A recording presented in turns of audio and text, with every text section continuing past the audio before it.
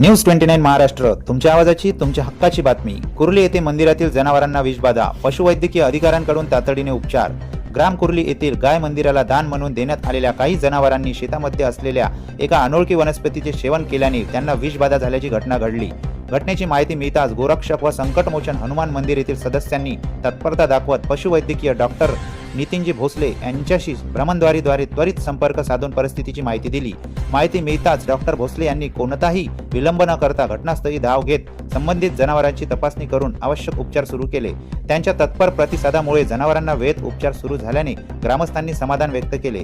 या प्रसंगी गोरक्षक व संकटमोचन हनुमान मंदिरातील सदस्यांनी जनावरांचे प्राण वाचवण्यासाठी केलेले तत्पर कार्याचे तसेच डॉक्टर नितीनजी भोसले यांनी दाखवलेल्या सेवाभावी वृत्तीचे ग्रामस्थांकडून कौतुक करण्यात आले। यावेळी चंद्रशेखर मेश्राम, प्रेम वेट्टी, अभिषेक कुमरे, वेदांत कुमरे, अविनाश आत्राम, समीर मेश्राम, निलेश मेश्राम, नरसिंग बुदुलवार, गजानन रेड्डीवार, दासू बडणीवार आणि रामकृष्ण सोवलवार, गोकुळ मेश्राम उपस्थित होते।